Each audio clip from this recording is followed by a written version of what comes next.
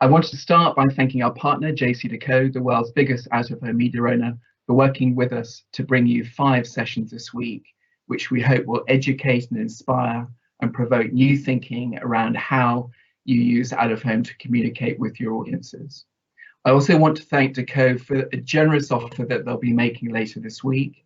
There is the opportunity for your brand or to offer your client award-winning research to evaluate their out-of-home and mobile campaign. This will be offered in Wednesday's session as we explore how digital out-of-home can complement mobile and social.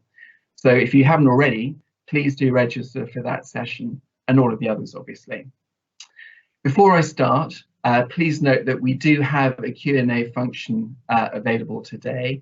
However, being conscious of your time, we propose bringing any broader questions that may arise into our panel session on Friday, whilst any specific questions relating to the content you hear today will come back to you separately on. So the main focus of today's session is trust. Trust is at the top of every marketeer's agenda, yet consumer trust of brands appears to be relatively low, despite the fact that trust is a deciding factor in their purchase journey. I'm really pleased that Decaux and Clear Channel have partnered to explore this subject collaboratively, and we'll hear from both of them today as they reveal their findings. But before we focus on trust, I'm delighted that we're joined today by Justin Gibbons, the founder of Work Research, who has published some fascinating insights into the brand gap that is so prevalent today. Justin is going to talk to us for 10 minutes or so about the background to his book, P² + C = 5, his findings from speaking to many marketeers and agency planners during his research, and ultimately provide the framework for many of the themes that we'll be exploring this week. Just before we get into it though, I hope you'll forgive me for taking just a few minutes to discuss the timing of this event. It's obviously been a hard 14 months for all of us, but the out-of-home industry has been particularly badly hit as audiences dipped due to lockdown restrictions.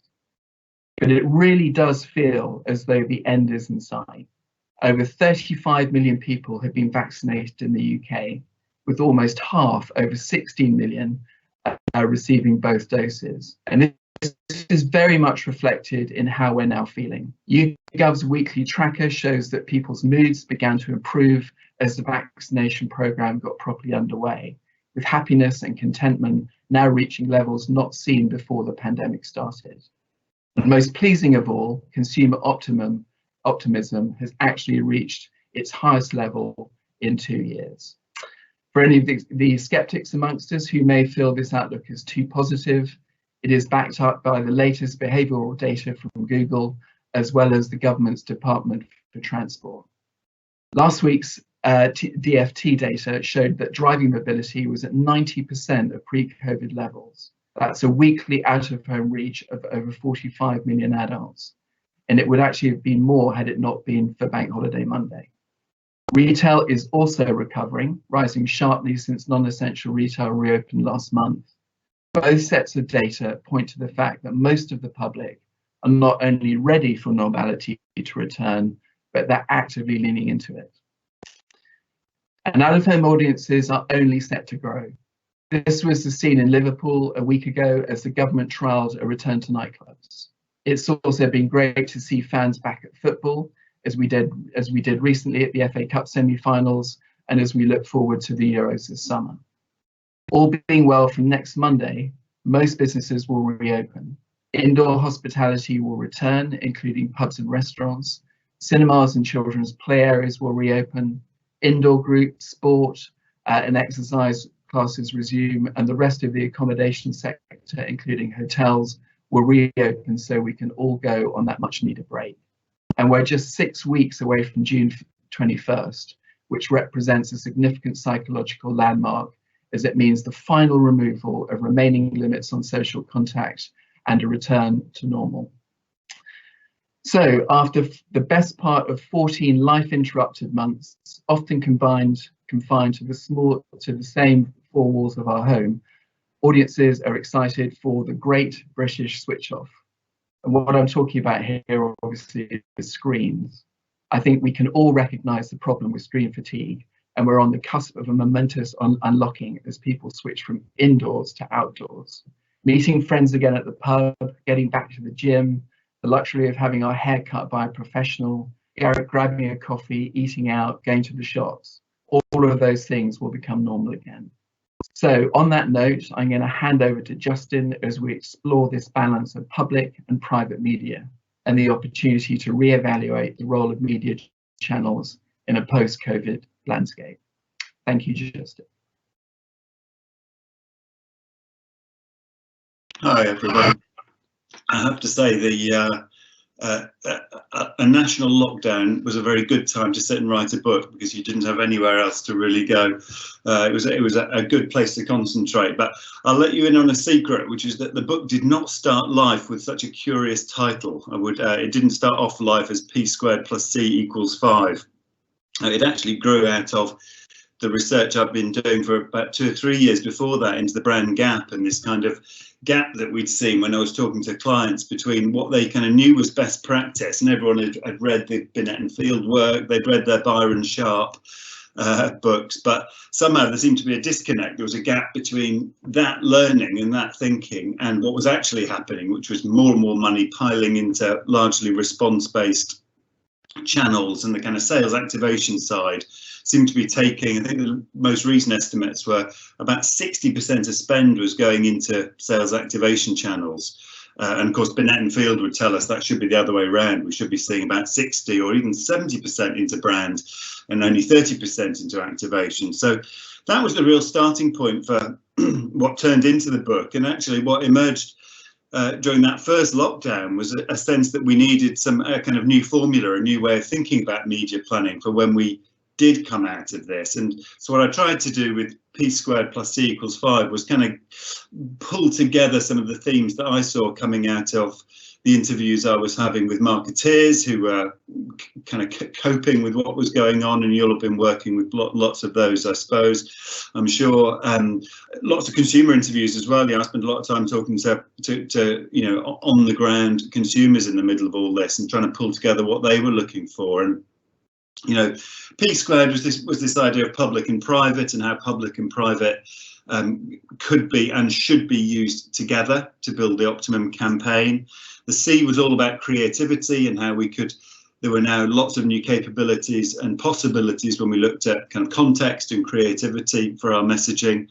And then the 5 was really thinking about kind of outcome-based planning. You know, too much rubbish planning comes from being loose on kind of what outcomes I'm looking for. But 5 outcomes kind of drove kind of good planning, which were trust and attention, and then really focusing on the 3 layers of the funnel. You know, how can I build awareness? How can I drive consideration so that that sales activation bit really works? And I think when you write a book, you end up kind of sitting reflecting on maybe things that have changed or how you've arrived at some of the thinking that was in there. And the thing I've been reflecting on most over the past year since writing the book was that kind of trust really sat at the heart of this book. Trust was the kind of gearbox that linked those inputs, you know, how do I use public and private? How can I be more creative? With the outcomes, you know, how can I get attention and how can I drive the funnel most effectively? And trust seemed to sit right at the heart of that. And I think there were 3 main reasons that, certainly at the time of writing, why trust was important, but actually even monitoring it since then, why I think it's become even more important. So my reflection has probably been that of all the things I talked about in the book was that trust has grown in importance and is now the thing that more and more people are thinking about and talking about. There's a context within our own world of advertising that kind of helps explain why trust is really important, and that comes from all the work that gets done by the Advertising Association into Trust in Advertising. And you know, listen, anyone who's worked in this industry knows that that number has been gently declining for years. But one of the real problems with that trust in advertising figure seems to have, and the reason the numbers fell off a bit of a cliff over the past 10 years, are things like advertising is intrusive. I'm suspicious of adverts that follow me around the net. I'm worried about how my personal data is being used. I'm worried about what messages are telling me and whether I can trust what those messages are. And a lot of those problems seem to be rooted pretty much, in my eyes anyway, in the world of some of the digital media delivery channels. And certainly we've seen a broader context around things like fake news. But, you know, some of those issues around advertising trust seem to me to be based around digital media, and the more that we therefore look for a more balanced kind of spend, I think we'll tackle some of those advertising specific issues around trust. I also think there's a real consumer context that helps us understand why trust has become more important. I've been doing tons of research with consumers and really, you know, trying to understand afresh how they've been making decisions over lockdown. And one of the real findings I've had is that people have been making much more what I've called kind of considered decisions. So they've been putting a lot more thought and time and effort into deciding what they're going to spend their money on. For some, that's been really economically driven. You know, this has been a very uneven lockdown for lots of people, but also people have been spending more time and attention thinking about, you know, health might have driven that, well-being might have driven that. I think we've seen more values-based purchasing decisions as well. So I've been experiencing conversation with people a much more kind of considered and reflective set of purchasing decisions. And again, trust sits right at the heart of that. So two numbers that I've seen on the rise when I've then looked into the kind of data which exists around that are, you know, people who say, yes, I'm spending more time considering what I purchase. That's gone up from kind of 50% of people to 2/3. And specifically around trust, there was one study I saw that said 80% of people say that a brand I trust is playing a part in what they're purchasing. So from a consumer level, trust is, you know, all the indicators are that trust is becoming more important. And I was also interested to see the kind of business context of this, because Ipsos have got some fantastic data looking at really lovely, kind of long strings of data looking at where the great British public kind of place their trust. And you know, there's been actually, those numbers don't move very fast. There isn't sudden dips, there isn't sudden climbs. But what we have seen is kind of government and the institutions just coming down ever so slightly over maybe 20, 30, 40 years. No surprises there. What's interesting is that one of the most trusted sources now where consumers place trust, where the great British public places trust, is in business. That number has kicked up slightly during lockdown, and I'm not saying one should replace the other. I think my insight looking at the data actually is that it's a much more level playing field. It's not big institutions are trusted, everyone else is playing catch up. Actually, we've got quite a level playing field now. If I was looking at as a strategist, I would say it is all to play for. In other words, consumers are as likely to place their trust in big institutions as they are in the businesses and the brands that they consume. So I think that is a kind of opportunity. If the other areas are kind of findings and insights about why it's important, that big string data says this is a real opportunity for business and brands to leap into, which of course then brings you on to kind of, so what does this mean to me as a media planner? And I've been threatened with papal excommunication if I give too much of this research away, but I think there's some really interesting, if I was going to have as a planner, my focus of effort would be around, you know, can we understand any links between how consumers, how we can help make consumers kind of trust what we say? Are there any, what does the evidence say about how that affects consideration and how that affects purchase? I'd be looking at those two things. So what's the messaging and what's the effectiveness story around trust? And that's really what the research that Lindsay's about to come on and talk to you about really dives deeply into. What are the effects of messaging? What can we learn about messaging, and what can we learn about the effectiveness of that? So I'll hand over to Lindsay, who's now got some actual proof and evidence for you around this. Thank you, Justin. So as Justin said, we're going to talk a little more on trust now. And I think it's kind of fair to say that if you'd asked me about trust 3 or 4 months ago, I think I'd have just told you that as a researcher, it was just another box on a questionnaire, something that I could add in there to show that a campaign was working. But having done a lot of work on it over those 4 months, my opinion is now very, very different indeed. And I think you can exemplify just how important trust is by understanding that it is part of the very fabric of our lives, essentially. So from the moment that we are born, we enter into this trusted relationship with our parents, that they will feed and clothe us. And, you know, and then as we move through life, every time I walk into a room now, I turn on a light switch and I just trust that that light is magically going to come on. Or if I approach some black and white lines in the road, I trust that that oncoming traffic is miraculously going to stop it. It's literally everywhere.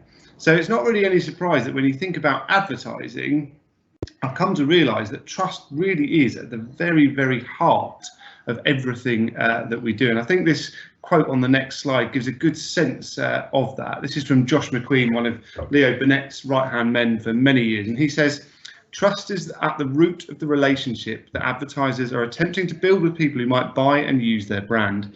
Implicit in trust is that the promises a brand makes in its communications need to be met. And it's that last bit that is essential, I think. That is what advertising boils down to. It's that consumers have needs and brands ask us to trust that they can deliver on those needs. And I think you can see that a little bit more clearly on the next slide with a simple consumer journey. So we start at the beginning with this idea of basic and constructed consumer needs. So we all have basic needs, things like food and shelter, and we have constructed needs, some of, I guess, life's luxuries. And advertising does a great job of reminding us of those needs. But what we don't do is move straight from a point of consumer need to a point where we just end up buying a product. Advertising lives and breathes in this middle space, and it's this middle space that I believe trust kind of reigns supreme, because when we make decisions on whether or not a product can answer those needs, as I say, we're really asking, do I trust this brand to deliver on that? And according to the academics, that decision on trust boils down to 4 key things. We first look to understand if we've used it before. Can I trust this brand to do it again? We then look towards the advertising that those brands communicate. Do I trust the messages they're saying? Word of mouth is the next big one. We looked at other people that we trust to understand whether or not we can leverage that trust. And then the final one is brand awareness. We're kind of conditioned to believe that things that we see a lot of, we assume that other people must trust them, therefore we're safer to trust them. And once we've gone through that process and understand if we can place our trust in that brand, then comes that final bit, that acid test, where we actually buy the product. And that's when we get to see for ourselves whether or not it delivered, whether or not indeed that brand repaid the trust that we placed in it. Now, when you look at that, you could critique that and say, well, that's all very well, but really what you've done here is you've just given a simple consumer journey. In the middle, you've really just honed in on trust, and you've forgotten important considerations, things like price or social responsibility or how premium a brand is. But when you start to break this down, the more and more I do that, the more and more I see that many of those other factors are actually just a proxy for trust. So price being a really important one. You know, we talk about price in brand consideration, product consideration a great deal, but often it is just a proxy for trust. So I might want a car that delivers on a need of reliability, getting me from A to B. Yet what I'm really asking is, how much trust can I afford? I know that trust comes at a price, reliable parts are expensive, and if I could afford a Jag, that might be what I would have. But I then can't afford a Jag, so I just reframe the question. I say, how much trust can I afford to buy at this price point? And often that can be a barrier. We sometimes see things that we say are too good to be true. We say, I'm sure it cannot deliver on that need at that price. So, you know, really, really important. Trust, you can keep coming back to it. It's integral to this whole thing. And with it being so very important, it's not surprising that it has such massive payoffs as well. So what we know, if you open up pretty much any marketing textbook, is people who trust your brand are more likely to be loyal. It makes market penetration easier. Price elasticity is another benefit. People are more willing to pay higher prices. And diversification is another easy one as well. If I've used a shampoo that I trust for many, many years, and they suddenly start to decide that they want to make a shower gel, I'm more likely to carry that trust over with them into a new venture. So really, really important, integral to the whole business of advertising, and a really, really beneficial one to pay off. But of course, you know, this project is called the Moment for Trust. And what we found was that now, as Justin kind of alluded to, is perhaps one of the most important times for trust. And that's really because of the pandemic and a series of conditions that have kind of cascaded down to the consumer to make it all the more important. You can see that if we begin at the top here. We found that over a third of the country now trust the government less than they did as a result of the way they've handled the pandemic. And while that doesn't have a direct impact on brands themselves, what it does mean is it brings the saliency of trust to the fore. The populace are more conscious of the idea of trust. Couple that with the next point. Through that pandemic, we saw panic buying, some logistical issues, which meant that 93% of consumers had to switch brands. And what they found was that more often than not, they could actually trust other brands to deliver on their needs. Next one in there, 87% of people, as a result of the pandemic, feel that they've been let down by a brand. Perhaps they didn't get the refund they expected, or maybe deliveries were late, and it eroded some of the trust that we already have in those brands.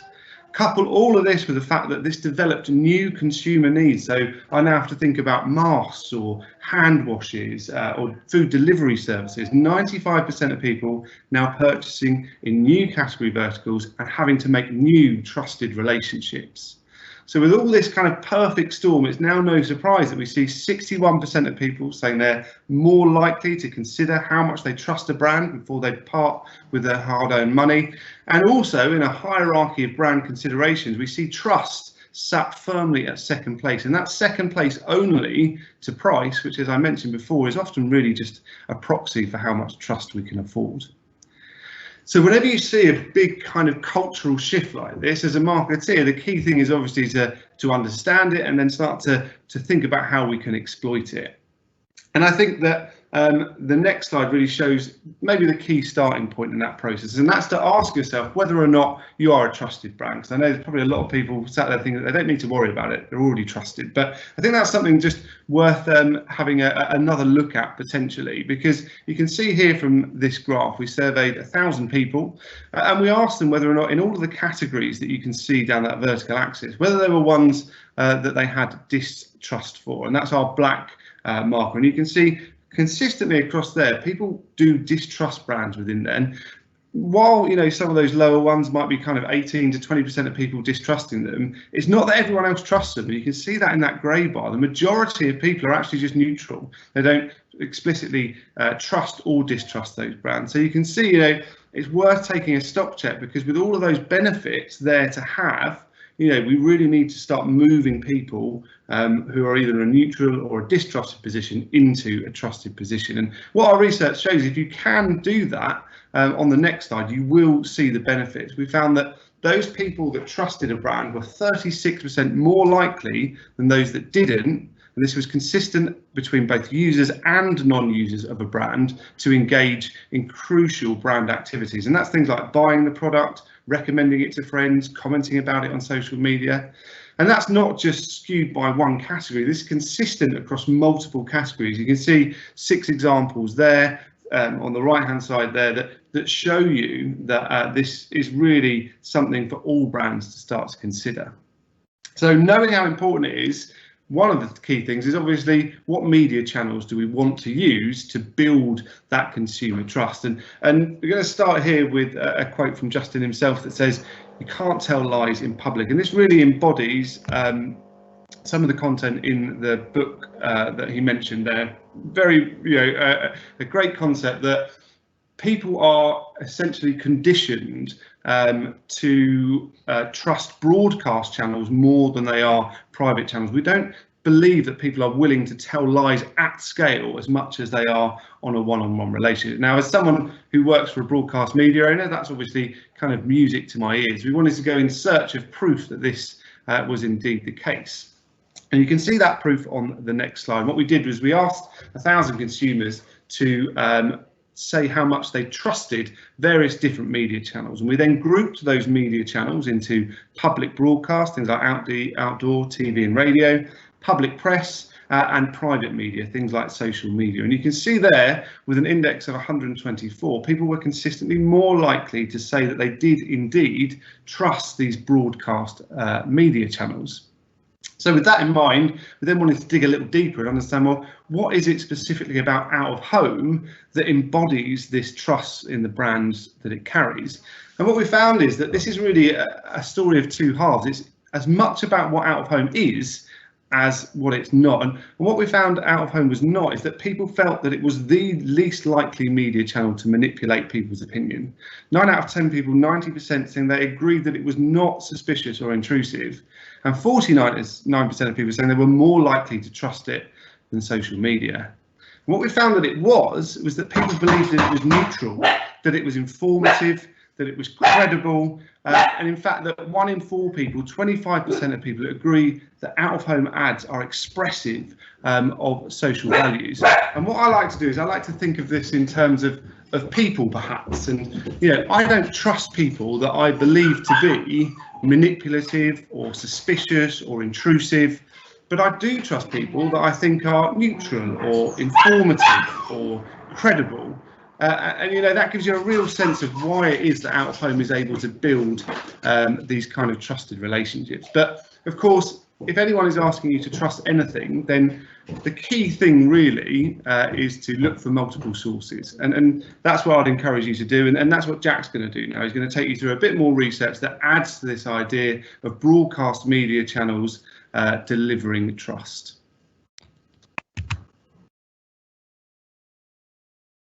Great, thank you very much, Lindsay. So what we've seen so far is really why trust is such an important concept for us all, how it relates to brands, and why it's so important, especially now given the events of the past year. But what we want to do now is pick up on the point around the strengths of public media and expand on our understanding of the roles that each media play in building trust. So we designed a method that would allow us to assess how much trust is built for brands by high reach media. By performing an online test, we were able to expose a large number of participants to different stimuli in order to test the effectiveness of each media type. We recruited 1,500 nationally representative participants who are split into 4 groups based on the media we tested. There were 8 fictional brand adverts created by our design team, which were shown to respondents mocked into the 4 media types, and then following exposure to those ads in situ, we asked a short survey with 3 test questions to assess the levels of trust. To ensure this method is clear, we can take you through it step by step. These are the 8 fictional brands we used, spanning 8 different categories. We used fictional brands because we wanted to avoid any bias from prior perceptions of real brands that may influence the responses. And the products also varied in their price points and consideration times, while the ads displayed a range of claims with varied levels of prominence. Each of those brands were mocked into different images of 4 media types. So here we have an example of our car brand Cora mocked into one of each media type that we tested. Each respondent would only see the Cora ad once, but depending on which test group they were in, they would see it within a different media. For each media, we are only using still images, and this is because it is difficult to give respondents the full experience of viewing the ads as they would be viewed naturally. So for example, we could not show respondents a full episode of I'm a Celebrity with a TV ad break in the middle, and similarly could not show respondents an out-of-home ad while they're driving. What we could do is give them the context that each media provide, and this is the basis for this test.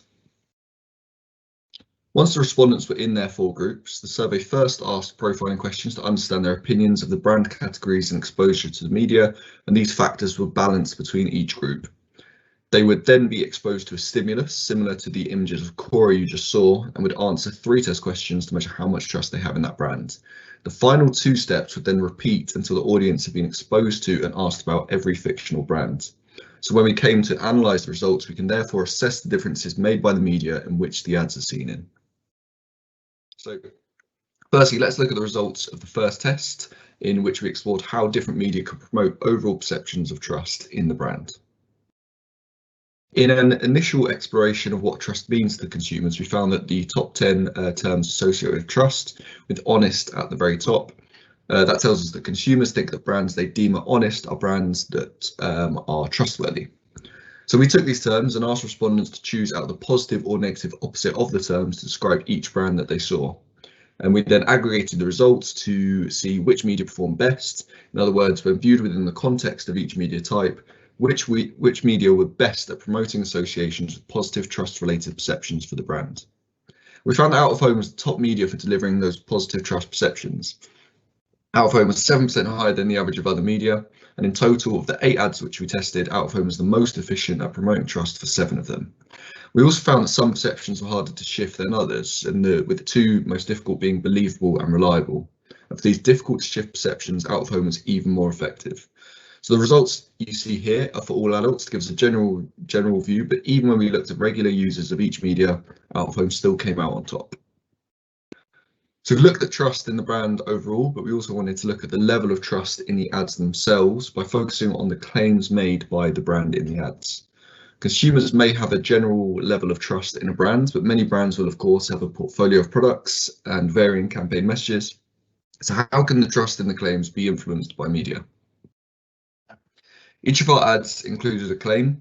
So the next question asks respondents to rate on a scale of 1 to 10 how much they trusted the claim being made. We used different types of claims and these varied in their prominence on the creative, but all were telling the consumer something about the brand or product. The respondents were tasked with rating the claims out of 10 to indicate how much they trusted them. And out of home promoted most trust in the claims made by the brands. It was 4% higher than the average media, and out of home was most successful this time at promoting trust in the claim for 6 out of 8 brands. And when we split the results by those that report being exposed to each media type at least once a month, we found that regular readers of news brands were more likely to trust the claims than others when seen on news versus all adults, telling us that news readers trust their own media highly, but even for this group, they trusted brands on out of home even more. And this further reinforces out of home's position as the most trusted media, especially because of the massive reach that we all know about being effective in reaching regular users of all of these media types. The final test was to look at consideration. So trust is of course a really crucial perception, and especially at this time, but we wanted to know if it had a knock-on effect on lower funnel metrics. Again, when we looked at consideration, out of home finished top, although a little bit less stand out in this measure. So it was 5% higher than the average of the other media, and this time top for 3 out of the 8 brands. And there was much greater variation across the brands here, with some media being more effective in pushing consideration than others. Similar to before, consideration amongst regular social and news users was higher when they saw brands on social and news respectively than it was for all adults. However, again, both of these groups had high consideration on average for the brands when seen on out of home. So we know that out of home influences consideration strongly, and we've seen how it works with trust, but we wanted to know how trust is specifically linked with consideration. And this is that relationship, depicting trust in claims and consideration for all ads tested across each media. The level of trust in claims made by the brand is strongly correlated with how much the brand is considered. So as trust increases, so too does the consideration. And this is a statistically significant relationship, suggesting that there is a real connection between the two metrics. And when we look at this relationship with the ranges overlaid, out of home in the dark black has the smallest range of all. So there is less variation amongst those brands when advertised on out of home than any other media. And this shows to advertisers they can be confident in out of home because they know exactly what they're getting. When we look at the averages for all brands by each media, the message is clear. With the power of the public screen, out of home is the media which best promotes trust, but also consideration for the brand. And that was the main part of the research into trust, but I just wanted to make a final point to exemplify how out of home builds trust for brands. So far, we've shown this effect with an online exposure methodology using fictional brands. So we now want to take a quick look at a recent example of how we can see out of home influencing trust in the real world. Last June, we studied a campaign by eBay, which was live when we first welcomed audiences back to out of home after the initial lockdown. This is really relevant now, of course, given we're in the midst of our latest roadmap out of lockdown with hospitality, leisure and retail recently opened.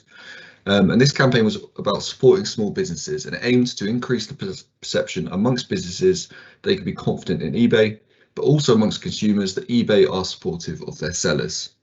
The perception that eBay supports small businesses increased due to out of home, and so too did consideration. As we said throughout, trust is more important now than ever, but so too is consideration. So eBay increasing both considerably at this time came at a really crucial point. So what we found is that when a brand is displayed on out of home, the medium promotes the ideas of brand trust more than any other, and that then also influences consideration. And given that there has never been a more important time to promote trust, we know that out of home will do this job really successfully for brands. Finally, there are 3 main key takeaways from this.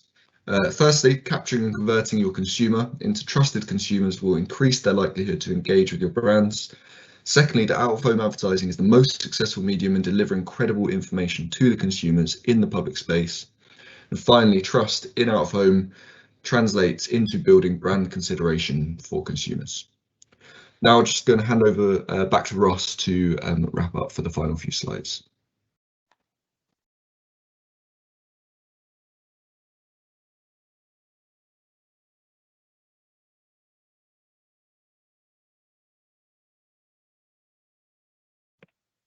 Sorry, thank you, Jack, Justin and Lindsay. I think you'll all agree that's a fantastic piece of research with lots of new and interesting insights. I think one of the things that really stood out to me was the notion that trust is implicit in everything we do, and that consequently the entirety of our real world experiences are based on that premise. I think with that in mind, when we think about trust in that context, it stands to reason that trust should be one of the most important factors when we think about that relationship between consumer and brand, and that we should be measuring it accordingly when it comes to evaluating the success of media campaigns.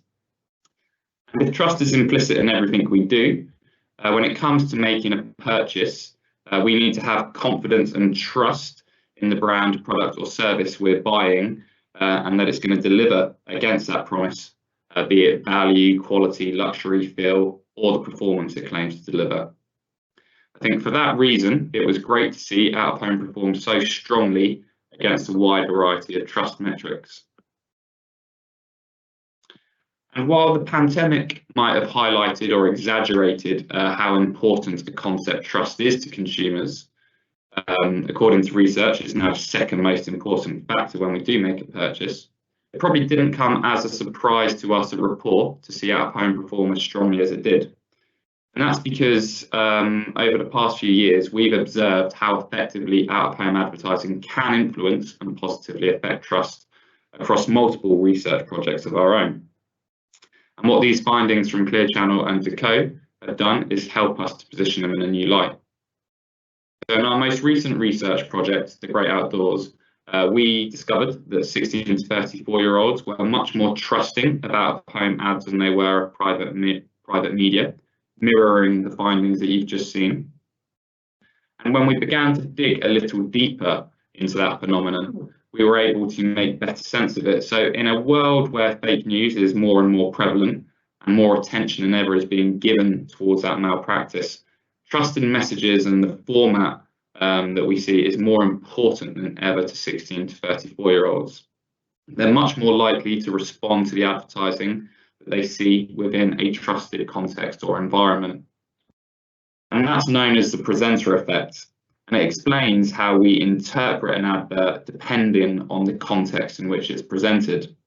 So because the host environment for Out of Home is always openly public facing, and it's often presented in a trusted host spot, such as on public transport or in a shopping centre, the authenticity of that host environment creates a halo effect onto the brand that's advertising, meaning that those brands that advertise Out of Home are perceived as much more credible.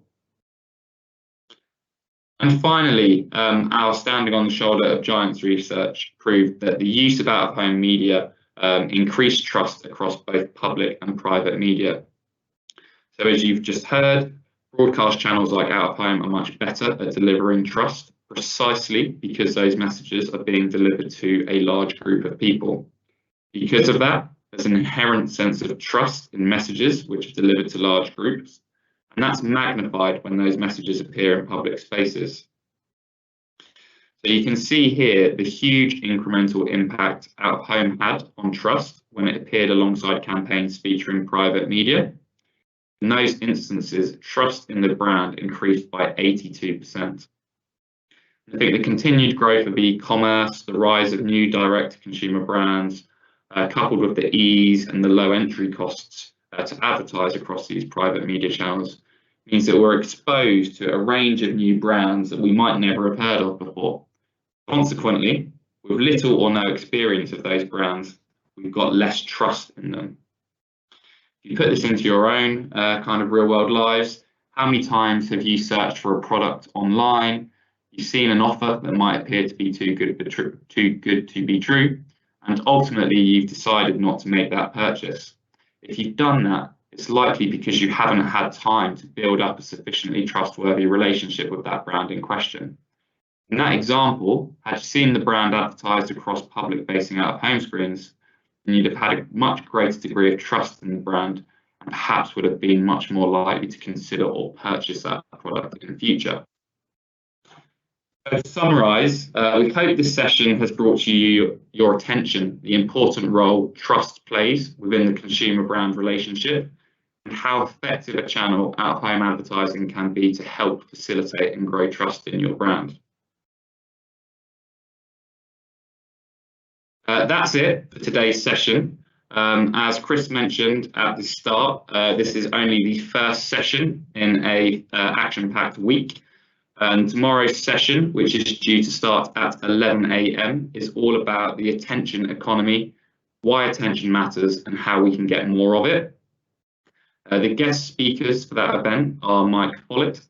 He's a managing director at Lumen, who are specialists in attention technology.